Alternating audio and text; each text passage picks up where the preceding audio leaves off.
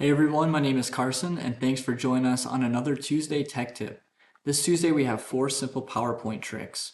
So this is going to be really helpful as you're working and collaborating with PowerPoints with your coworkers, and as you're getting prepared for presentations with your clients or maybe even other coworkers as well. So a lot of the PowerPoint hacks that you'll see online, a lot of them are kind of hard to remember, maybe something you would never use. These 4 are going to be examples that are necessary to use and are something that you'll catch yourself using in an everyday interaction with PowerPoint. So to start off with the first one here, we have how to replace fonts. So a lot of the times when you're collaborating with other coworkers, you'll notice that maybe one coworker uses a Times New Roman font in one of the slides, and in the next font or the next slide, all of a sudden you'll see an Arial font. So you just want to make sure that you're having uniformity against the entire PowerPoint as you're working in it. So over here we have, let's say we wanted to replace Poppins with Arial. So right here we go to replace, drag down to replace fonts, and then we can go with, so this decides what we're going to replace it with, Arial. And then here we can drag down and we can replace Poppins. So watch right here, that's where it'll replace it. Okay, we got that one, and we can simply, it's really a fast process, so you can move down to the next one. Let's say we wanted to change Times New Roman. We can replace that. And then next we have baguette script. So if you look in the bottom here, you can also see on slide 3 that is also in baguette script. So one thing about this that's cool is it's not just changing what slide you're on, it's changing the entire PowerPoint. So whatever font, so let's, for 3, we'll just go ahead and do it. We'll press replace. And we can see that the font's going to change in slide 2 and 3 as well. All right, so this next tip, it's a little bit more for your creative people, or maybe you have a creative presentation where you got a lot of things moving around that need to be centered and distributed equally.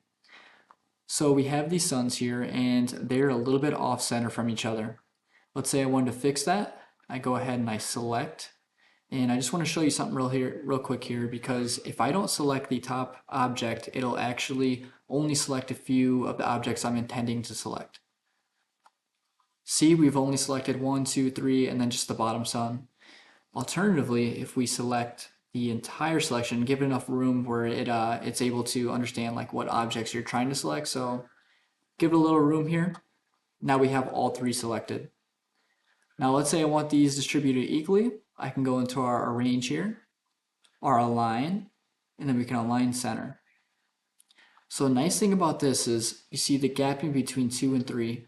Now that it's all centered up, I can manually put that, make that back together. So we go ahead and we drag it. It's all perfectly lined up.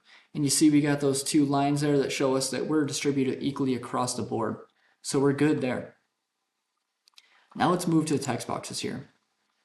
So it's the same process, but instead of select, you're going to go ahead and you're going to shift click each one. So hold down shift on your keyboard and press each text box. Go ahead to arrange, align. You can align center. And then another thing you can do, you can see that these are kind of overlapping each other right here, the first text box and the second. You can also distribute vertically as well. So now it looks like every single text box is where it needs to be. So it's a little bit easier. We can shift everything down now and we can drag it to our bullet points here. So that's a little bit on how you can make everything distribute equally so you're not having objects just randomly float across your PowerPoint. All right, for the last 2, we're going to show you in tandem with each other. So it's how to record and use annotations. And actually there's a few different ways you can record in the PowerPoint. So in the home ribbon tab here, you go ahead and press record. And then you have screen recording. So this is a little bit different. So it's actually going to allow you to record the screen. Maybe there's something on your screen that's not in your PowerPoint that you want to record for your client to see. So go ahead and you can select the area that you would like to record within.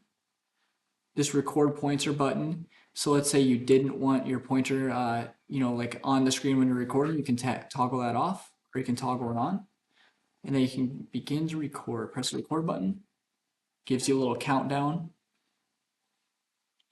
And you can kind of drag, I'll just show this for example, you can drag it in here, and once you're done you can go back up to the top of the screen this will come back down. You can either pause it or you can press stop completely.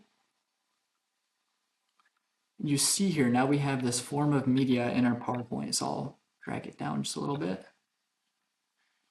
So if you were sending this out, your client, like let's say that you can't have a one-on-one meeting with your client, they would rather you record this and send it off to them. So when they play this back, they have this media in the PowerPoint now that they can go ahead and play. So I'll just play that real quick. You can kind of drag, I'll just show this for example, you can drag it in here. So you can see that whatever I was doing within that selected area, it recorded it on my screen and now it's on the PowerPoint.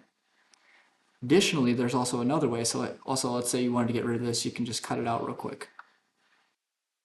All right, so additionally, there's another way to record. Let's say I wanted my voice to be recorded over the PowerPoint, or I wanted my video on the little bit of the bottom right corner. That's definitely an option as well. So we'll go ahead and you have two options here. You can record from the beginning or record from the current slide. So it's really the same. The only difference here is if you record from the current slide, you're only going to be voiced over on the slide that you're currently on. If you do it from the beginning, you can go ahead and you can do slide 2, slide 3, slide 4. It'll just record you all the way through. Now for me, because I'm using my camera on this example, this tech tip that I'm recording for you guys right now, I can't actually use my camera, but I will explain that later on. So a little bit of some of the things you can do. You can go ahead and press record here. It'll give you a countdown. And it will record my voice as I'm presenting this to you. So on the slide, you'll have our voiceover of what exactly you're trying to explain. And additionally, you also have some cool tools here. You have the laser pointer. I think that's my favorite. So it just makes it a little bit more interactive, a little bit easier to follow along if you were a client or whoever you were sending this out to. So like if I was speaking about maybe how to record and use annotations, I would just use my laser pointer to kind of follow along. But you also have some other tools as well. So you have the pen option as well. You can go ahead and you can highlight or underline something. And you also have the highlighter. So you can also choose whether you would want maybe something like a light blue or a green. Go ahead and highlight that. So really this is all about making it more interactive for whoever's viewing this. So when you're done, you can simply just end the video. You can go back and press edit. And then in this little voiceover, I'll go ahead and play it for you. It'll have the voice that you just recorded. And it will record my voice as. So if you did include the video option, like I said, for me, I can't do it because I'm using it on the tech tip right now. But it would have your little video in the top right corner, and it would be the same thing where you press play and your video and your audio would be captured together.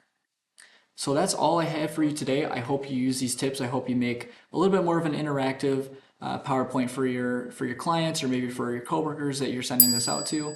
And I hope it was helpful for you guys. We'll see you again next week, and thank you for tuning in.